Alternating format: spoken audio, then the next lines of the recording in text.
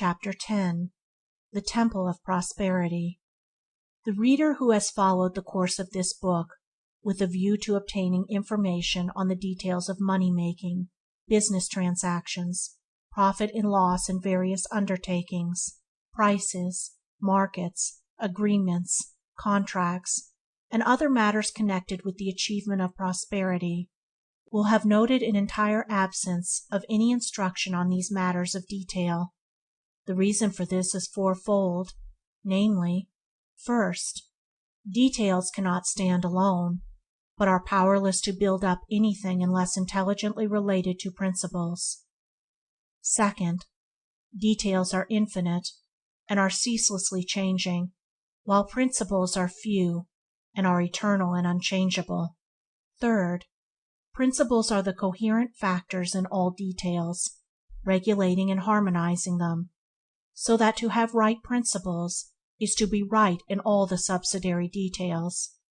Fourth, a teacher of truth in any direction must adhere rigidly to principles, and must not allow himself to be drawn away from them into the ever-changing maze of private particulars and personal details, because such particulars and details have only a local right and are not necessary for certain individuals, while principles are universally right and are necessary for all men. He who grasps the principles of this book so as to be able to intelligently practice them will be able to reach the heart of this fourfold reason. The details of a man's affairs are important, but they are his details, or the details of his particular branch of industry, and all outside that branch are not concerned with them. But moral principles are the same for all men.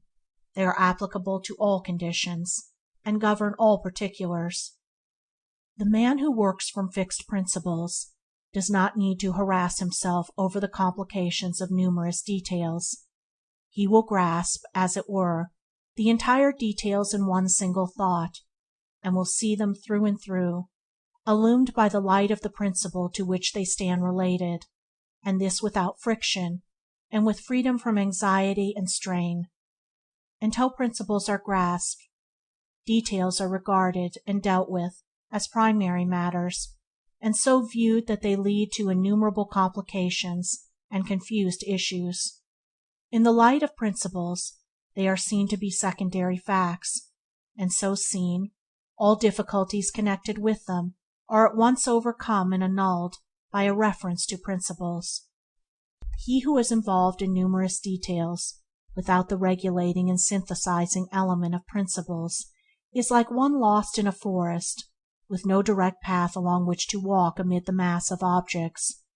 He is swelled up by the details, while the man of principles contains all details within himself. He stands outside them, as it were, and grasps them in their entirety, while the other man can only see the few that are nearest to him at the time. All things are contained in principles. They are the laws of things, and all things observe their own law. It is an error to view things apart from their nature. Details are the letter of which principles are the spirit. It is as true in art, science, literature, commerce, as in religion, that the letter killeth, the spirit of giveth life. The body of a man, with its wonderful combination of parts, is important, but only in its relation to the spirit. The spirit being withdrawn, the body is useless and is put away. The body of a business, with its complicated details, is important, but only in its relation to the vivifying principles by which it is controlled. These withdrawn, the business will perish. To have the body of prosperity, its material presentation, we must first have the spirit of prosperity. The spirit of prosperity is the quick spirit of moral virtue. Moral blindness prevails. Men see money, property, pleasure, leisure, etc., and mistaking them for prosperity, strive to get them for their own enjoyment, but when obtained, find no enjoyment in them. Prosperity is at first a spirit, an attitude of mind, a moral power, a life, which manifests outwardly in the form of plenty, happiness, and joy. just as a man cannot become a genius by writing poems, essays, and plays, but must develop and acquire the soul of genius, then the writing will follow as effect to cause. So one cannot become prosperous by hoarding up money and by gaining property and possessions, but must develop and acquire the soul of virtue, when the material accessories will follow as effect to cause. For the spirit of virtue is the spirit of joy, and contains within itself all abundance, all satisfaction, all fullness of life. There is no joy in money, there is no joy in property, there is no joy in material accumulations, or in any material things of itself. These things are dead and lifeless. The spirit of joy must be in the man, or it is nowhere.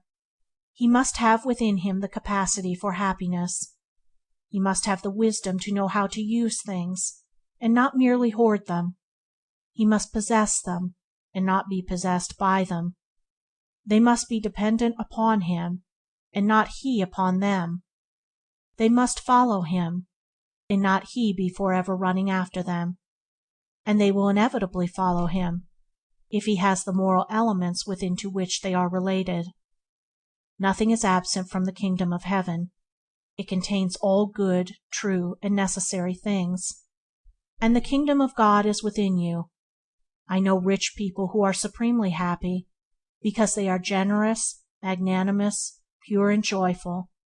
But I also know rich people who are very miserable, and these are they who look to money and possessions for their happiness, and have not developed the spirit of good and of joy within themselves. How can it be said of a wretched man that he is prosperous, even if his income be £10,000 a year? There must be fitness and harmony and satisfaction in a true prosperity. When a rich man is happy, it is that he brought the spirit of happiness to his riches, and not that the riches brought happiness to him.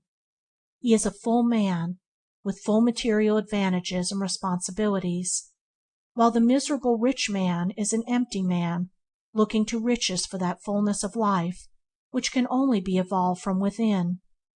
Thus prosperity resolves itself into a moral capacity, and in wisdom to rightfully use and lawfully enjoy the material things which are inseparable from our earthly life. If one would be free without, let him first be free within, for if he be bound in a spirit by weakness, selfishness, or vice, how can the possession of money liberate him? Will it not rather become in his hands a ready instrument by which to further enslave himself? The visible effects of prosperity, then, must not be considered alone, but in their relation to the mental and moral cause. There is a hidden foundation to every building. The fact that it continues to stand is proof of that. There is a hidden foundation to every form of established success. Its permanence proves that it is so. Prosperity stands on the foundation of character, and there is not, in all the wide universe, any other foundation. True wealth is welfare, well-being, soundness, wholesomeness, and happiness. The wretched rich are not truly wealthy. They are merely encumbered with money, luxury, and leisure as instruments of self-torture. By their possessions they are self-cursed. The moral man is ever blessed, ever happy, and his life, viewed as a whole, is always a success. To these there is no exception, for whatever failures he may have in detail, the finished work of his life will be sound, whole, complete, and thorough, and he will have a quiet conscience, an honorable name, and all manifold blessings which are inseparable from richness of character. And without this moral richness, financial riches will not avail or satisfy. Let us briefly recapitulate, and again view the 8 pillars in their strength and splendor. Energy, rousing oneself up to strenuous and unremitting exertion in the accomplishment of one's task. Economy, concentration of power, the concentration of both capital and character, the latter being mental capital, and therefore of the utmost importance. Integrity, unswerving honesty, keeping inviolate all promises, agreements, and contracts, apart from all considerations of loss or gain. System, making all details subservient to order, and thereby relieving the memory and the mind of superfluous work and strain by reducing many to one. Sympathy, magnanimity, generosity, gentleness, and tenderness, being open-handed, free, and kind. Sincerity, being sound and whole, robust and true, and therefore not being one person in public and another in private, and not assuming good actions openly while doing bad actions in secret. Impartiality, justice, not striving for self, but weighing both sides, and acting in accordance with equity. Self-reliance, looking to oneself only for strength and support, by standing on principles which are fixed and invincible, and not relying upon outward things, which at any moment may be snatched away. How can any life be other than successful which is built on these 8 pillars?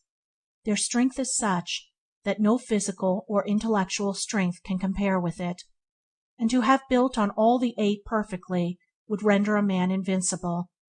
It will be found, however, that men are often strong in one or several of these qualities, and weak in others, and it is this weak element that invites failure.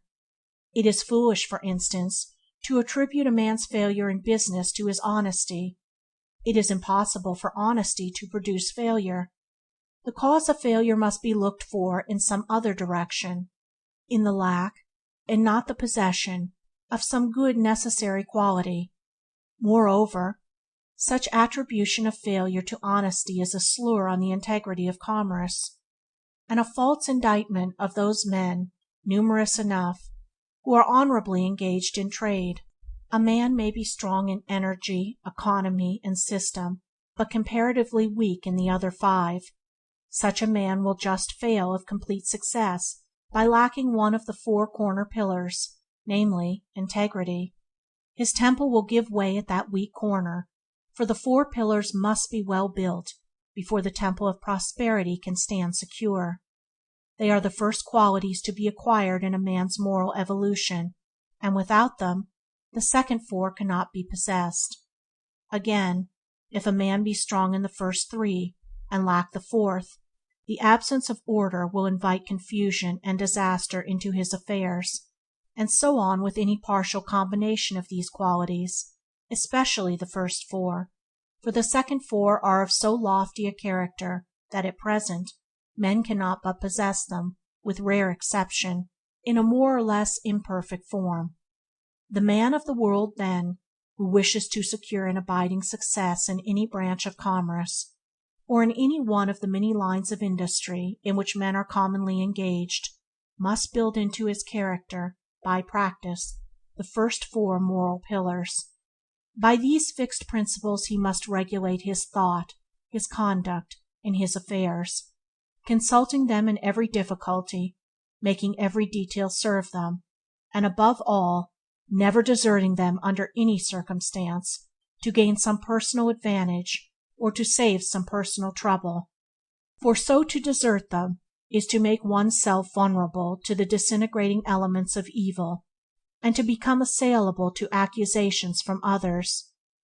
He who so abides by these 4 principles will achieve a full measure of success in his own particular work, whatever it may be.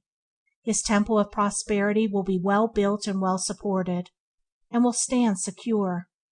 The perfect practice of these 4 principles is within the scope of all men who are willing to study them with that object in view, for they are so simple and plain that a child could grasp their meaning, and their perfection in conduct does not call for an unusual degree of self-sacrifice, though it demands some self-denial and personal discipline, without which there can be no success in this world of action.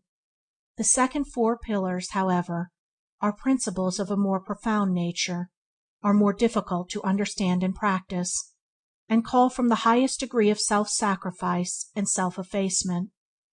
Few, at present, can reach the detachment from the personal element which their perfect practice demands, but the few who accomplish this in any marked degree will vastly enlarge their powers and enrich their life, and will adorn their temple of prosperity with a singular and attractive beauty which will gladden and elevate all beholders long after they have passed away.